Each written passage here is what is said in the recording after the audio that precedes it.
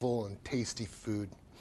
So David's going to just demonstrate the parts of an onion. He's going to show us a quick fine dice and a proper cutting technique. Here we go. Snip off the bottom here. Take off. What the heck?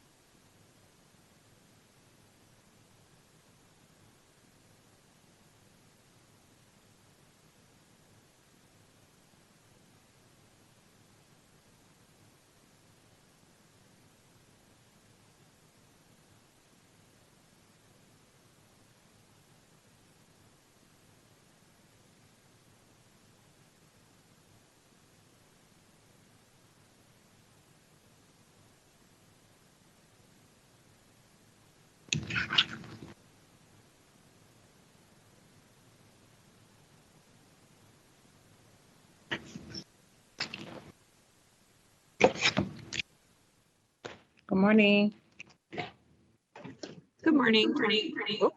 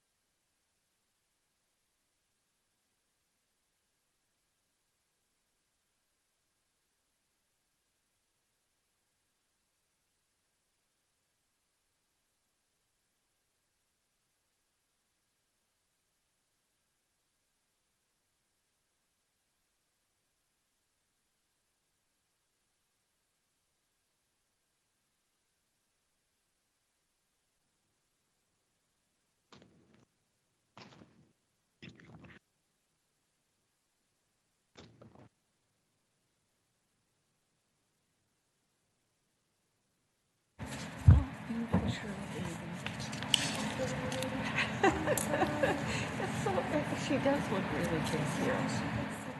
All right, thank you, Media Services. Good morning. It is 10:33, and I will call the St. Paul City Council Organization and Policy Committee to order. Gracious good morning, folks. We are, I'm going to move close to my mic. Normally we make a few announcements about this to remind people that the closer you get to your mic, the easier it is for folks to hear. Today we are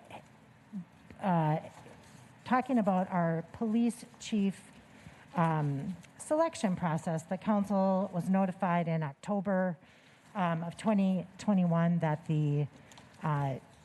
our current chief of police, Todd Axel, would not be seeking a second term. That was affirmed by the mayor at the time, and when that happens, the city council has an obligation to establish qualifications for the next chief and to establish a selection and qualifications committee to make that selection. At that point, it turns over to that committee, who will give 5 qualified candidates to the mayor for his or her approval.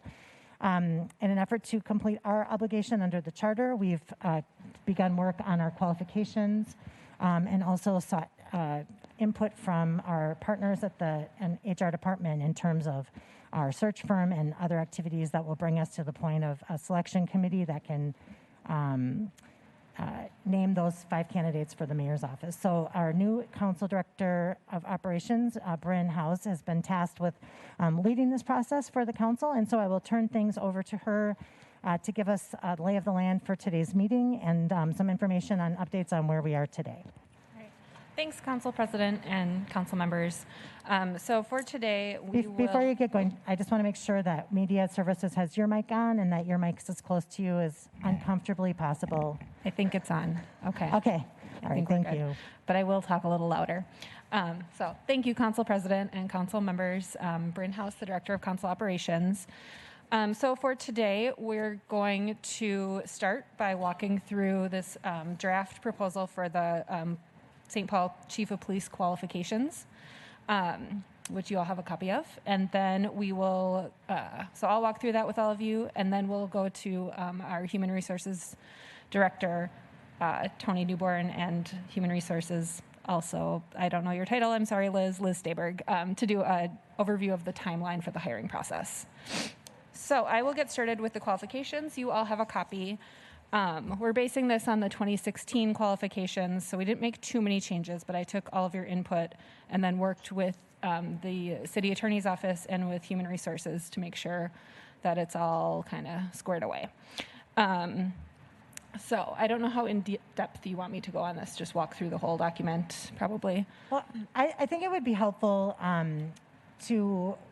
there was some adjustments that council members had requested that after consultation with the attorney's office and HR needed to be put in a different part, worded differently, or maybe it would be an interview question or what have you. So if you can walk through that so we know why some things that may have been requested are not in here. Yep. And where we can expect to see them. Perfect. Okay.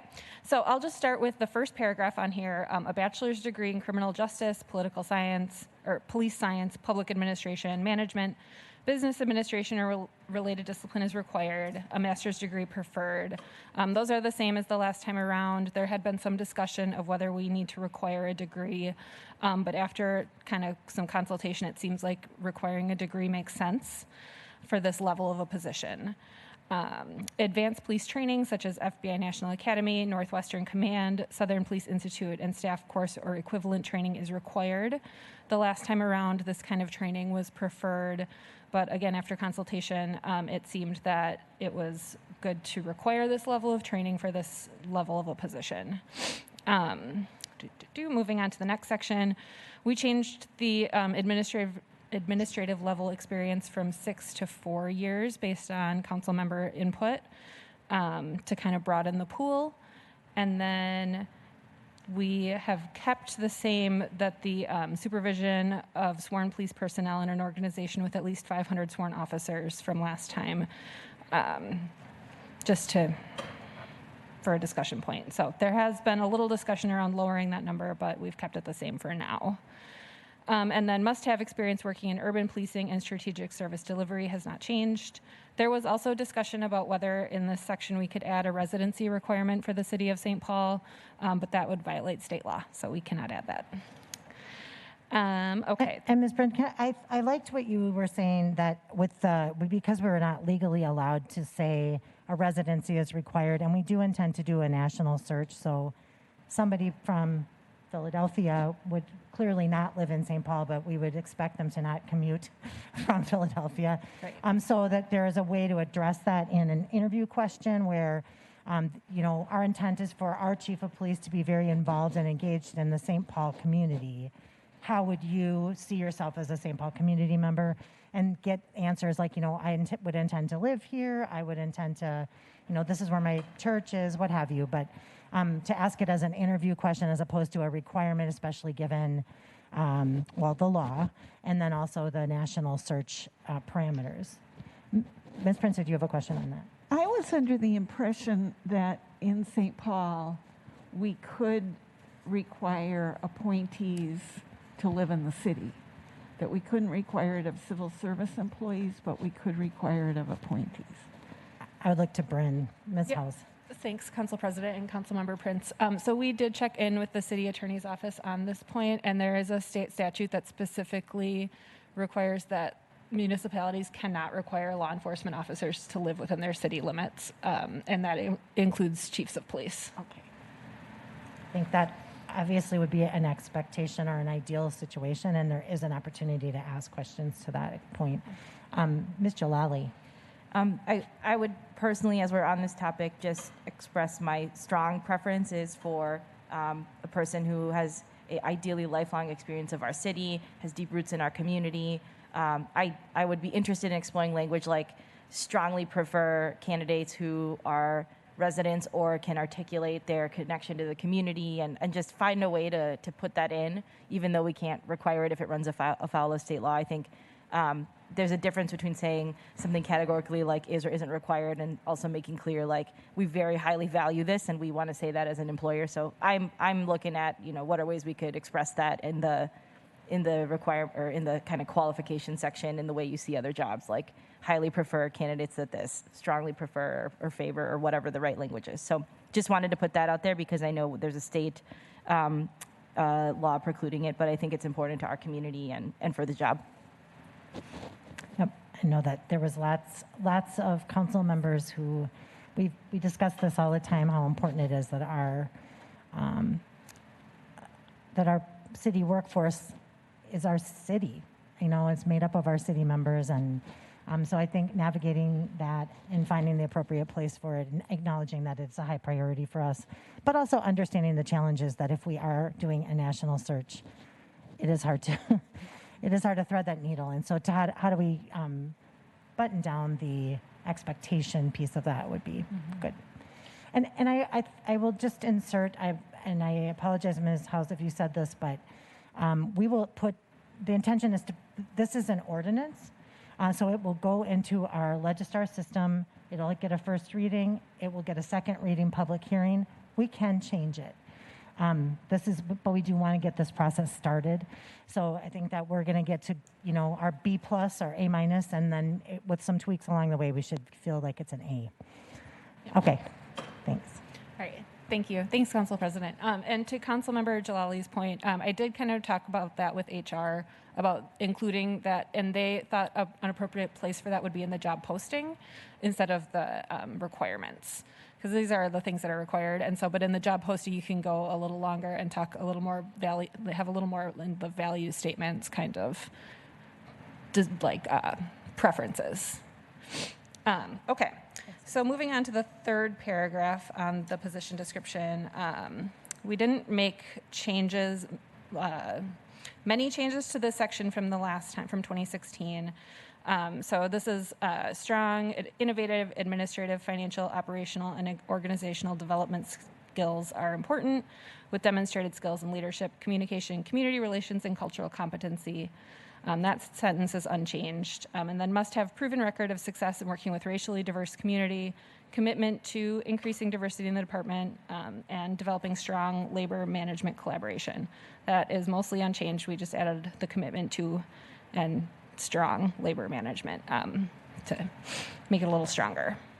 Ms. Naker. Thanks, Council President. I'm trying to, one very small in the weeds point, but I'm not sure strong, innovative, does that mean the skills are innovative, or strong, are we saying strong and innovative? I'm just not sure what innovative skills are. If we mean skills and innovation or something like that, it just seems a little strange.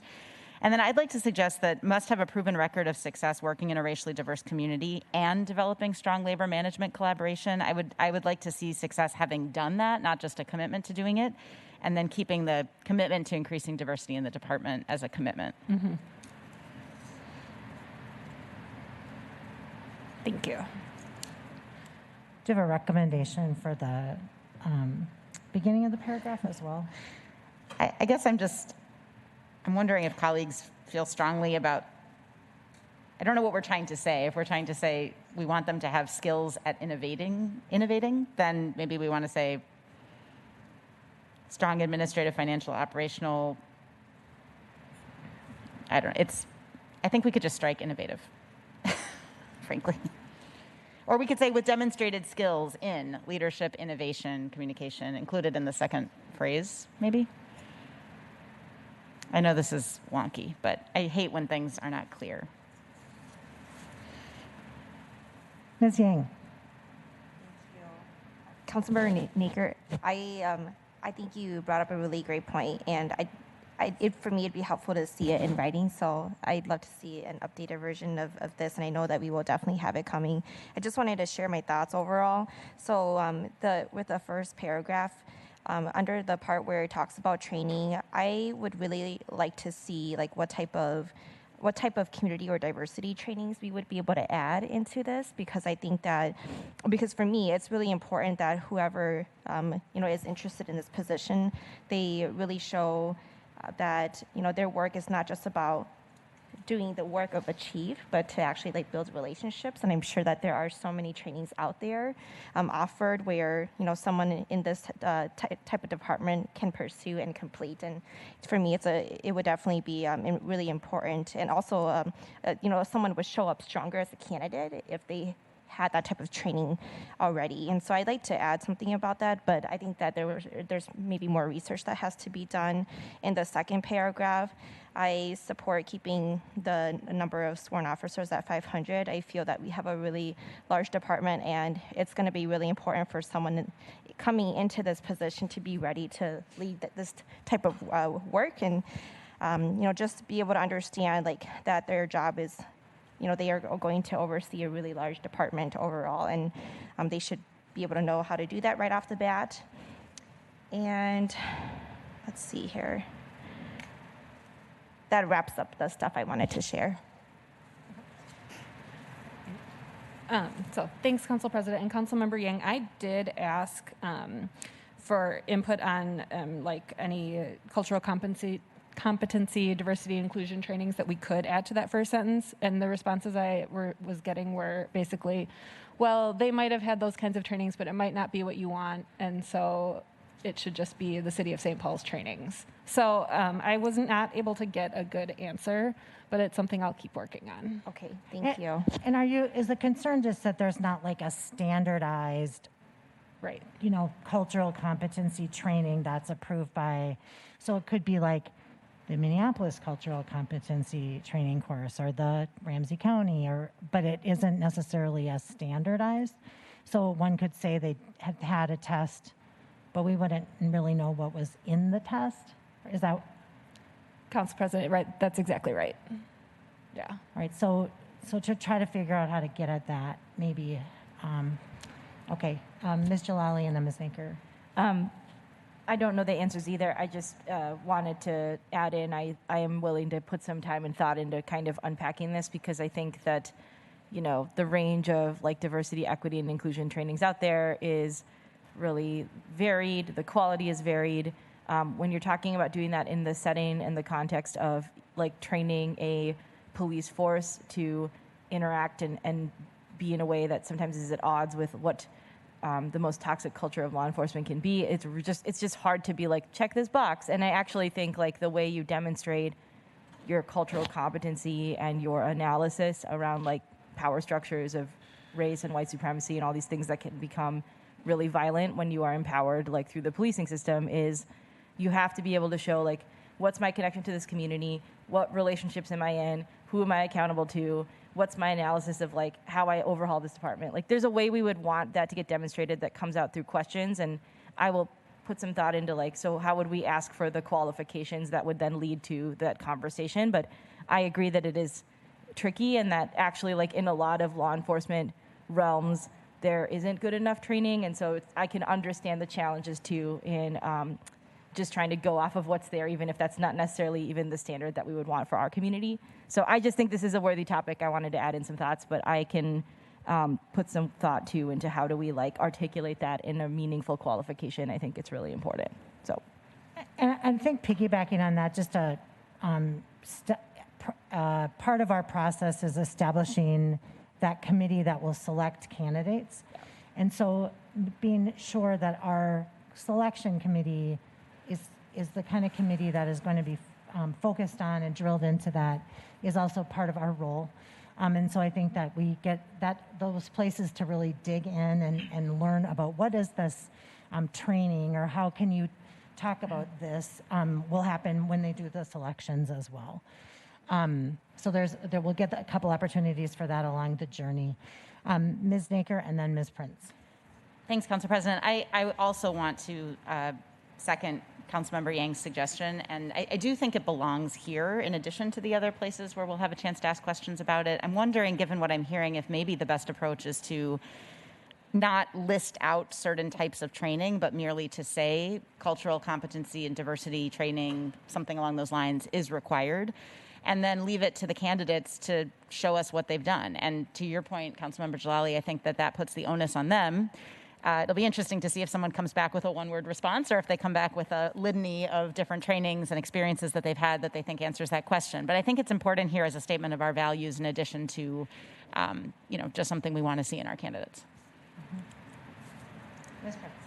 I think another statement of our values, and I'm not sure if it applies here, but in 2016, when our current chief became chief, he adopted all of the Obama administration's 21st century policing policies, which meant that we have not done no-knock warrants since 2016. I think those recommendations of the Obama administration came out of the situation in Ferguson. So they are directly related to the policing policies that we would want to continue under new chief. So I'm not sure whether that should be called out, or in terms of familiarity with or worked under or something like that. I think it's a really important set of national policies that we want to continue. Ms. Yang. Councilmember Naker, I really like what you suggested. So if we were to go with that, I would feel really good about it. I do feel the interview questions are a really great place to be able to dig deeper. And the type of questions that are generated for that is going to be super important. A question that I did have is, so if we were to keep the requirement about supervision of sworn police officers to at least 500 officers, do you happen to know how many cities would fall under that? Because that gives us a pretty general sense of, where a candidate would be coming from.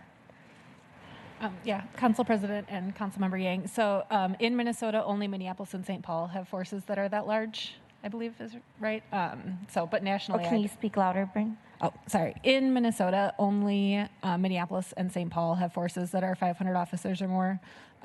Nationally, I don't know the number, but... Mr. Tolbert is saying the state patrol also likely has that many. Okay. So those three bodies.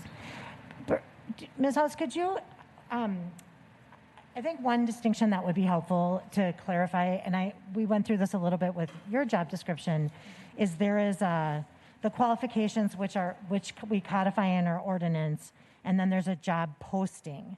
And the job posting is built off of these qualifications and can have more of these things. And so it's not just this or interview questions. And I want to make sure Ms. Yang in particular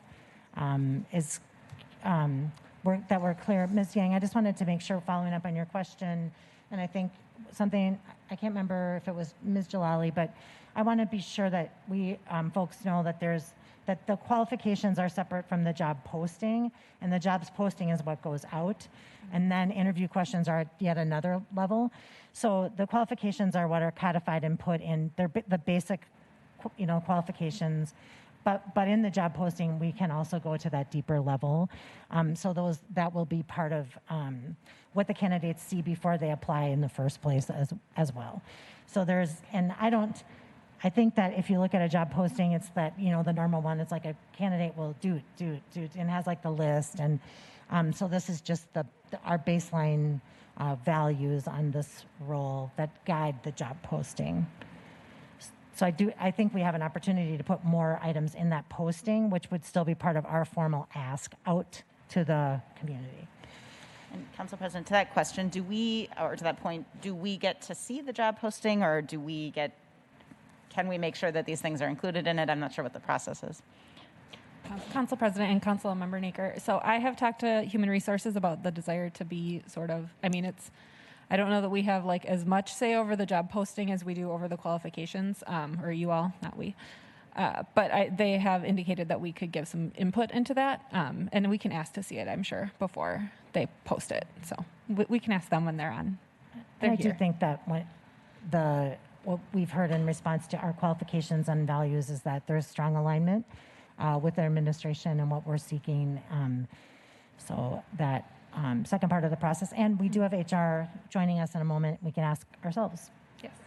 All right, Council President and Council members, if we have any other discussion on the qualifications, otherwise we can move to Human Resources for their timeline overview.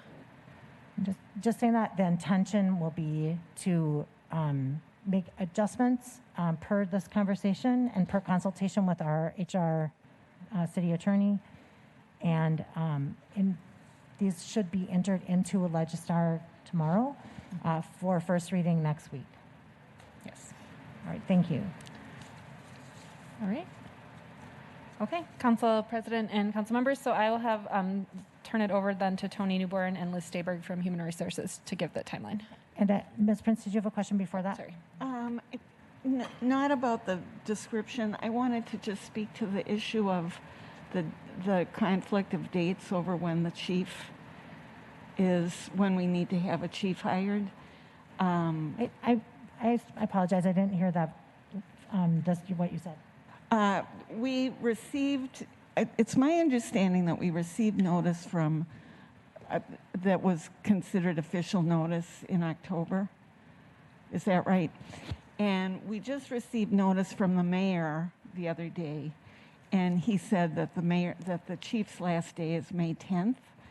And then we received an email from the chief saying that the chief's last day is June 23rd, I believe, or June 22nd, which are, either way, it's important to us in terms of this process. So I'm not sure where the May 10th date came from, but I just wanted to get that in the record because there's confusion about it and it does affect our process. Thank you. And HR is here to talk about timeline. I appreciate your putting that on the record. I think that needs to be clarified as well. So thank you for that. And let's hear from HR. Good morning, Council President Bremoyne and Council. Tony Newborn here from HR, and we also have Liz Stayberg, our Consulting Services Manager. We're here to talk about the timeline for the chief process and answer any questions that you all may have. I know that there's some questions that specifically are related to job posting, job description, and the work that and how we will work together moving forward. So we're happy to respond to those questions that you all have and any other questions that may come out of this presentation. I am going to pass it over to Liz. As we mentioned, we're going to provide a brief overview of what we're thinking as it relates to the timeline, and also incorporating the national search that you all mentioned earlier, and the steps that will take as well. And then answer any questions, and feel free to as we're talking through this process, jump in with any questions that you all have about the timeline, and we can go from there. So with that, Liz, take it away. Good morning, Council President, Council members. Just wanted to highlight the kind of main points that need to be accomplished for this selection process. And we're going to be first creating an RFP for a search firm to ensure that we're selecting the best firm for this process, so that we do a nationwide search to find the next chief. And from there, once the search firm is in place, we'll work with them to post the position and recruit. Typically, I think there's like a 30-day window for the RFP process. But this will give us time to engage with the community in identifying what the community is looking for in a police chief. And in the past, we've done surveys, input from community organizations. And so that will give us time to engage that way with the community. And you all are going to be working on the community advisory panel. And then once that's established, we will review applications and determine who should be interviewed from the candidates that apply. And that panel, we will facilitate with the panel to kind of go through like the training, what the expectations are of the panel, what they're tasked with, and which we know is to pass along 5 names to the mayor for consideration. So we do anticipate that the advisory panel will conduct a first round of interviews to determine those 5 candidates to move on.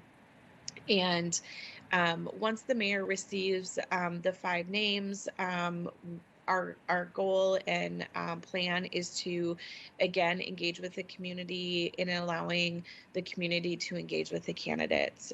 In the past, we've held community input sessions, so like large community panels where the community can ask questions directly to the candidates that they feel is important in their next police chief. And then once that is complete, the mayor will interview the candidates as well. Liz, could you talk about, so you mentioned the 30-day process. So we're anticipating, starting that in February, right? So if we kind of walk through kind of at a high level, so February would be the time frame for the RFP process. And as Liz talked about, during that time, we can, the council can work through the selection committee panel and seek some level of input. We were also, then that brings us into, creating the RFP for the recruiting firm. That's a 30-day process. We need to review the bids, where that pushes us into March. Then April, offering the public input process for sort of the ideal characteristics of a new police chief. We're thinking around that time, and posting the police chief announcement for 30 days.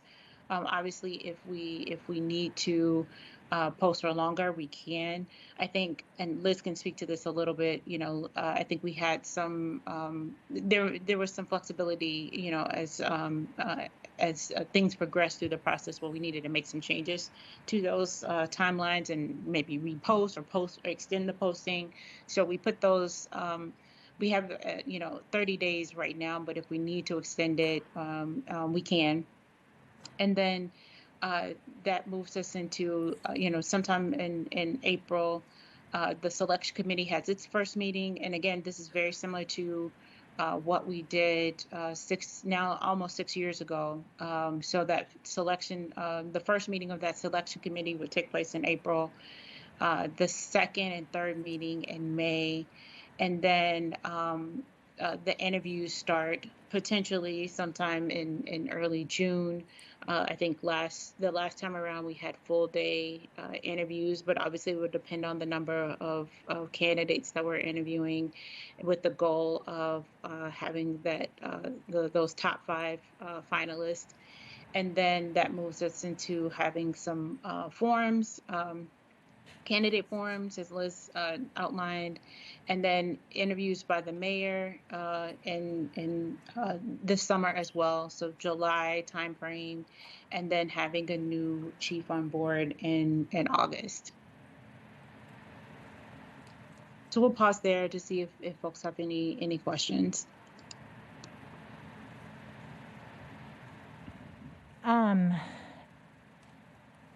There's lots of questions. Let's start with Ms. Jalali, then Ms. Naker, then Mr. Tolbert. Okay. I'm trying to make sure this works. Thank you. First of all, I just really appreciate that we get multiple discussions devoted to this. I've never selected a police chief before, so this is all new to me.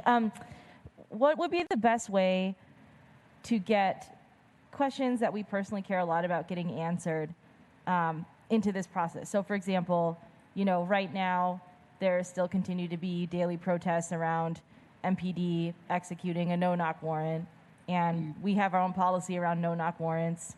I want to know that the person who wants to lead our police department can take a look at that situation and clearly articulate, like, here's the policy that's on the books, here's how good I think it is, here's how I think it could be strengthened, here's how I would execute it, and speak to that.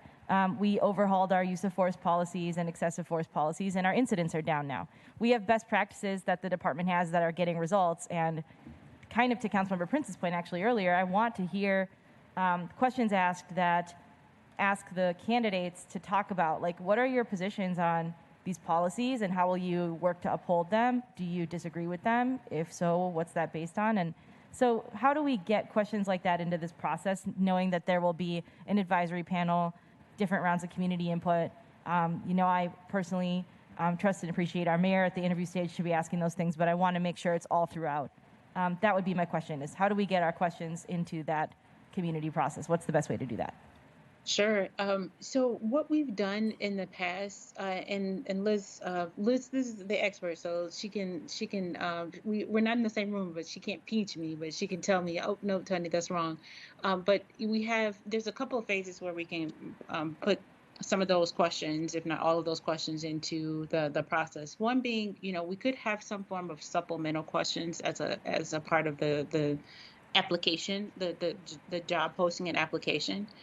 We've done that before in previous postings, and if not all of our postings, because usually we ask for a resume and a cover letter, and then we have at the director and chief levels complete what we call supplemental questions. So some of those essay type questions that gets a bit deeper into this person's experience beyond the paper, the resume, and the cover letter.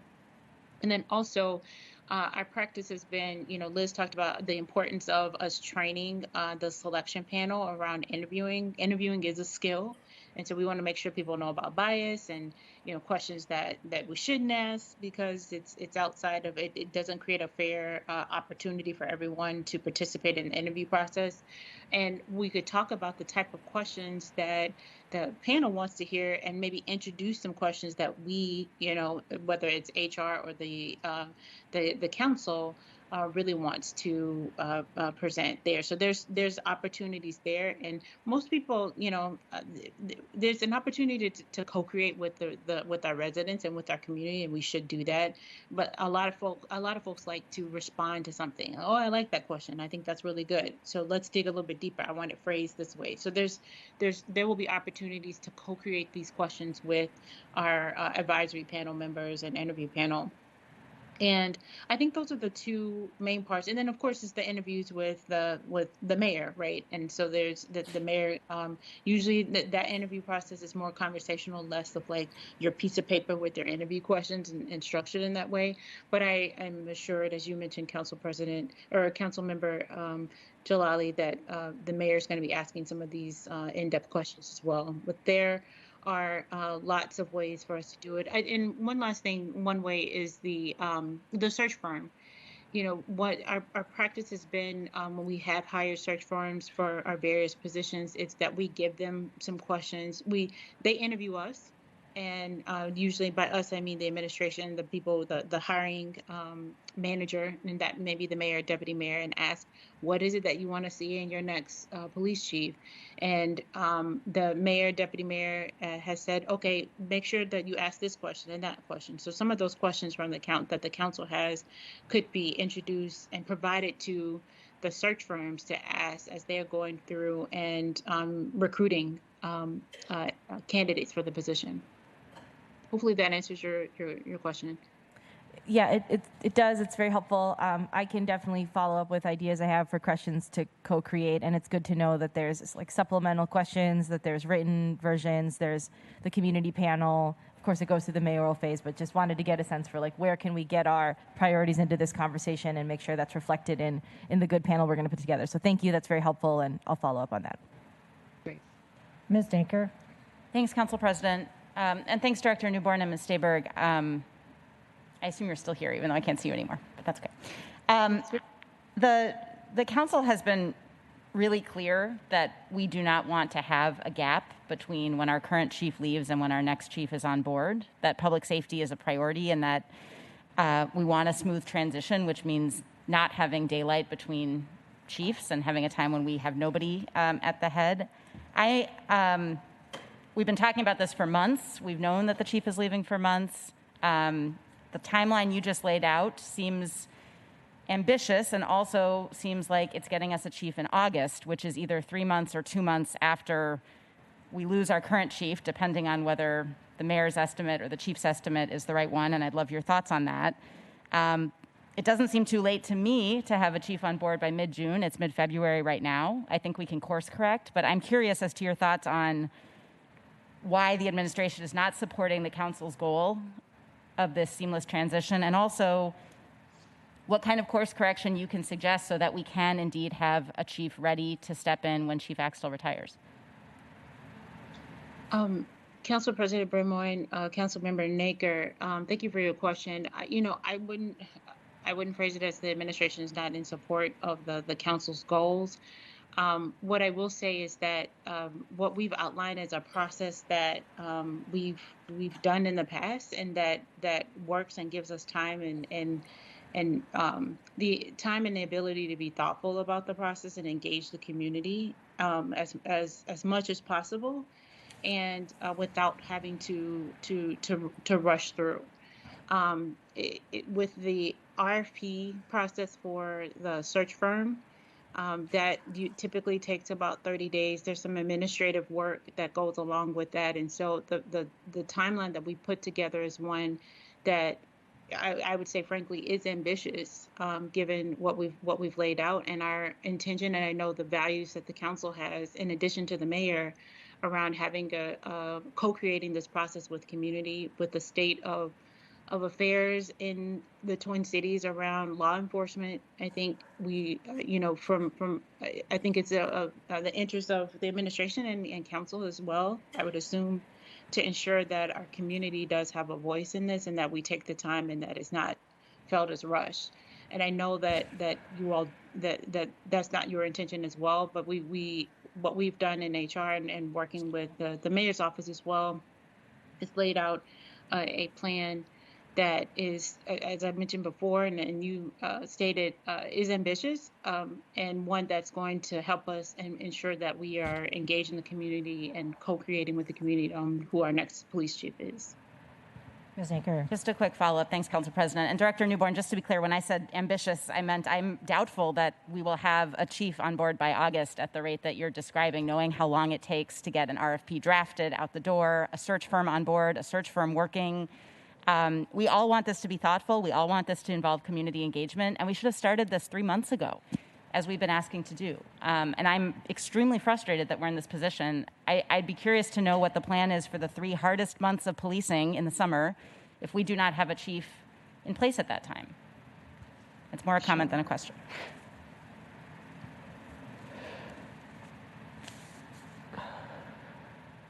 Well, and I guess underscoring the comment that Ms. Naker just made, that to be perfectly clear, the council reached out to HR in November of 2015, acknowledging its role in the chief selection process and in stating its intention of getting the process underway, allowing for an appropriate amount of time for community involvement and to give these very important decisions the breathing room that they need. And that was our value and intention to complete this process before the June stated retirement date of our existing chief. So it is a shame that we're hearing today that nevertheless, and that was not the only outreach that the council's made, and we have just not had the partnership in terms of moving forward. This is something that we cannot embark upon on our own. It needs to be in partnership with the administration and with HR, and it is, while I do appreciate the process that is laid out, the timeline is extremely unfortunate, especially given the proactive nature of the council in this matter. Ms. Prince. Yeah, this is really inexcusable. And Ms. Newborn, you said, given the state of law enforcement in the Twin Cities, the stress and pressure that we are all under in these cities, and looking across at our department across the river that just experienced yet another terrible tragedy with an interim chief in place. We cannot have an interim chief going through, to Ms. Naker's point, going through the summer and with the stresses and pressure that our own department is under when we are so short-staffed. This is inexcusable. We knew that the chief was leaving in October. He gave us plenty of notice for this process, and we have got to find a way to have a chief in place by the time Chief Axtell leaves on June 23rd.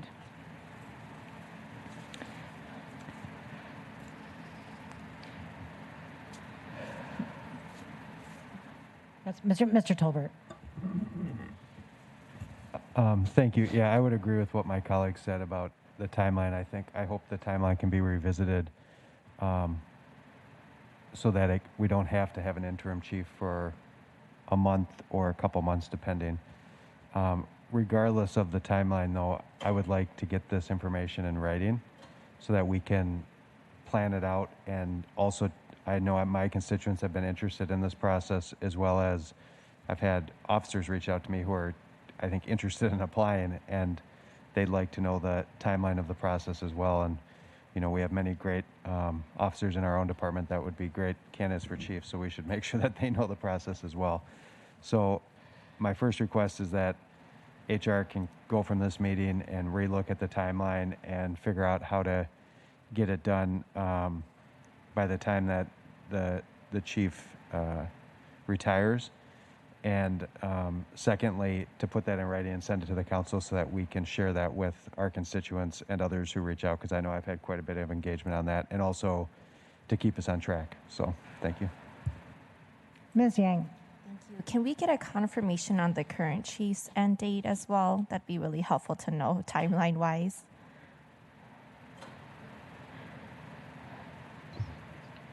Council President Bryn Moen, Council Member Yang. So from my understanding of the notice of vacancy letter that was sent to the council a few days ago, the date that's indicated in that letter from the mayor is May 10th. Ms. Prince. That was immediately followed up with an email to all of us from Chief Axtell stating that his first date in 2016, I believe, was June 23rd, so his last day in office would be June 22nd.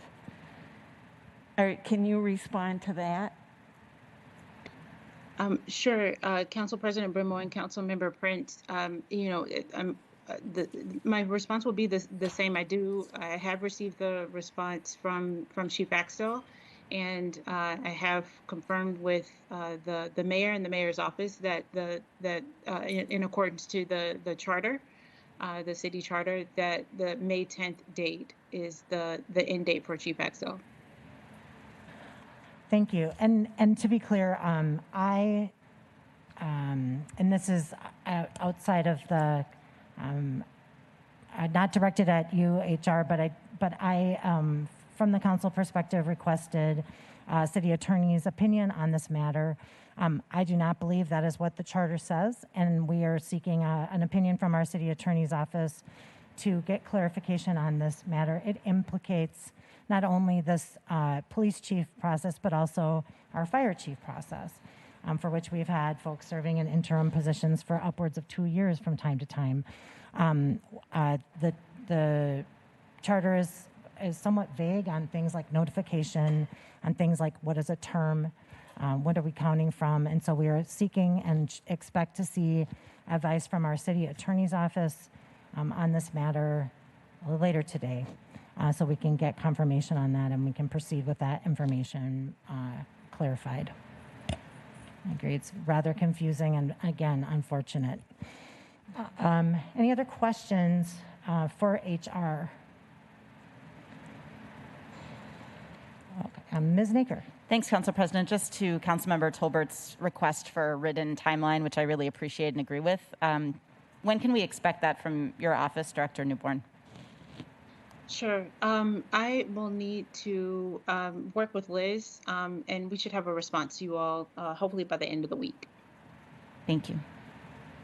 That's great. And then for HR, we will get our final version of qualifications run past you today with the intention of entering those into our system for first reading and reminding the public that we have a public hearing for the second reading, and you can share your thoughts, recognizing that we do have qualifications and then also a pairing of a job posting, and we'll be able to dig deeper on that job posting as well. Ms. House. Thank you, Council President Brindamon. I forgot to mention when I was speaking earlier about the council appointment of the Qualifications and Examining Committee. In the city charter, the council is responsible for appointing the committee that reviews the initial applications and makes does the first round interview and makes the suggestion to the mayor. So I'm in the process of working with staff on developing an application for that. And then we'll run those questions by all of you individually before we post it. But we're hoping to have something up by maybe the end of next week, I hope. So I'll keep you all in the loop on that.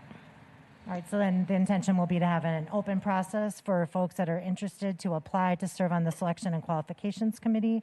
The last time, I think we had a committee of over 22 people from different professions, different stakeholders, different communities, just a very representative group. It is our intention to have the same type of group with a very diverse set of perspectives coming to the table. But we will do that open application process and then turn it around so we can seat that group. Their work begins when the job posting goes up, and so we have a little time on that item. Anything else for HR before we let them sign off? All right, Ms. Newborn and Ms. Dayberg, thank you for being here today. Do you have anything else before you sign off? No. All right. Thank you much. Thank you. Right. We appreciate the information. All right, colleagues. I think it was Ms. Jalali who said that she hasn't been through this process before. I know I haven't been through it in this role, and so I know that We're kind of learning as we're going, and this is a role that we is specified under the charter. We do this in partnership with HR and with our community, and so all ideas are welcome. Any ways that we can improve this are welcome. I think that I will note that we reached out to our HR department in November of this year because the last appointment process, we approved qualifications in December, or I think the first week of January of the year that we were going to apply. So the conversations happened in December, the committee posting went out in December, and then the job itself was ready in January. So by that measure, looking at a June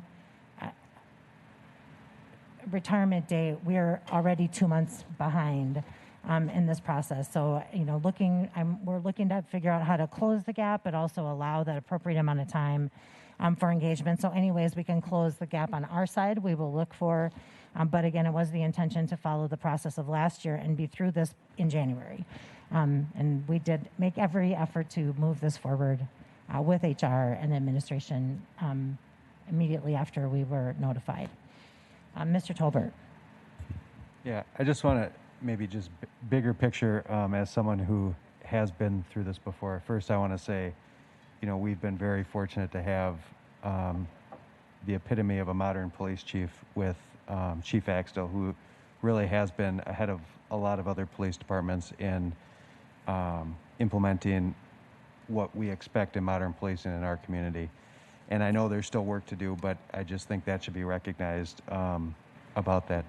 The other aspect I think that I'm most looking forward to through this process, just for my colleagues, is from last time, is we are at such a pivotal point in policing in America and in our community and our state.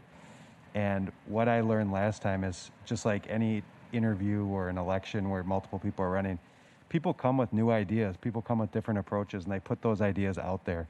And so it really will be an interesting time to hear new people's visions of what the St. Paul Police Department can be, while building on the history of, I think, really good police chiefs that we've had: Chief Axtell, Chief Smith, Chief Finney, all those. And that's what I'm most looking forward to, especially at these community panels. It was one of the most interesting ones that I went to 6 years ago now. That we had. So just to kind of flag that for my colleagues of what is most interesting, and to also flag for the candidates is, I think we want those new ideas. We want modern approach, and we want to see a vision for the future of this police department. And that's the one thing that has tied the chiefs that I've worked with together, is they've had a very strong, firm vision based on community for our department, and continue to move it forward to a modern police department. But that's one of the things, big picture, that I'm looking forward to, and I encourage my colleagues to follow it closely, because I know I will. And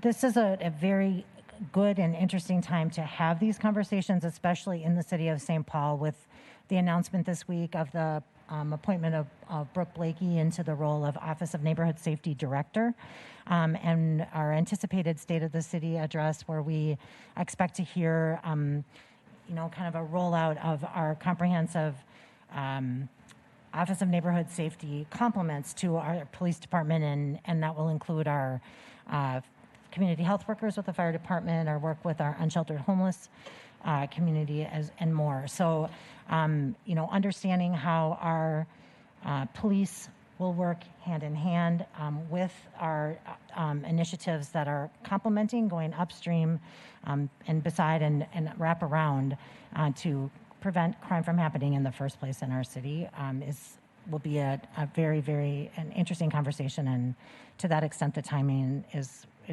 perfect in St. Paul. Other thoughts? Ms. Prince? Thank you for that, Councilmember Tolbert. I think that's a really good point. This is a really great opportunity for us, and I agree. I was delighted to hear about the hiring of Brooke Blakey for the Office of Neighborhood Safety. I think that's a very, very bold choice. I have worked with Brooke on issues of youth homelessness. She is really a leader in trying to figure out how we help our unsheltered homeless and youth in particular.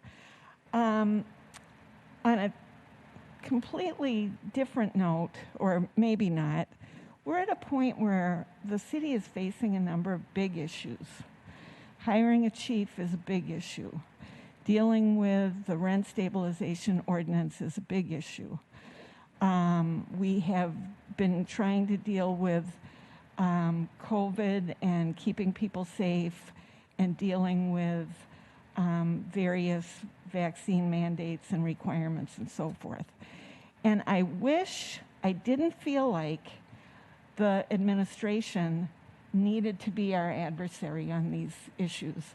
I am so disappointed today that we hear from the HR director at this point in time, before we launch this really important process that we've been trying to get going for over 2 months, and that there is just a complete lack of respect for this body.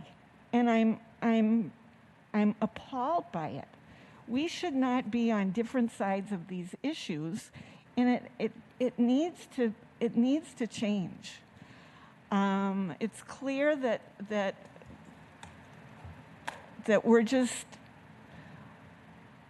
we're using a lot of energy that should be going into getting our job done.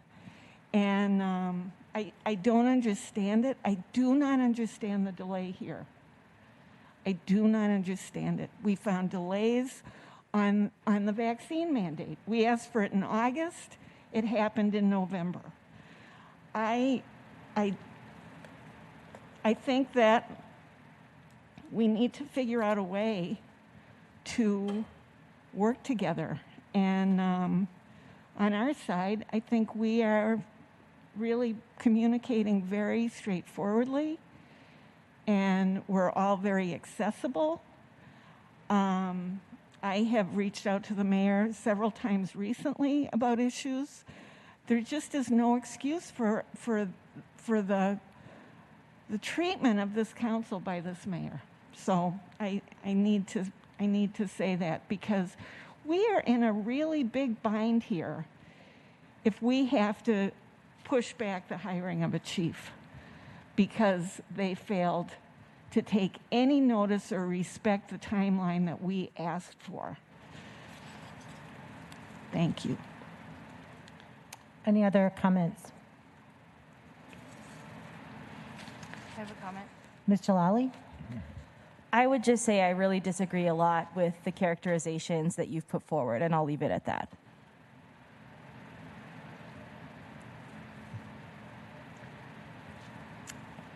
All right. Are there other comments? Well, we have a lot of work ahead of us, and I think that, to Ms. Prince's point, this is a very important decision and something that, as many of us have said, is coming to us at an incredibly important time. I want to make sure that we're sending a strong message to our potential candidates. I want to make sure we're sending a strong message to the recruits that will be graduating from the police academy next week. We have 55 young, new folks coming in, and the message we're sending to our command force, our community partners, and each other. So as we go through this, we want to elevate this. We want to treat it with much respect. It is incredibly important, and I look forward to working with my colleagues, with the administration and with HR and with our community members and stakeholders to make a good decision. It is incredibly, incredibly important. And thank you, Ms. House, for taking this up as your first big task. We appreciate your work here and look forward to follow up later today on these qualifications. All right, is there anything else to come before us this morning? All right, seeing none, we're adjourned.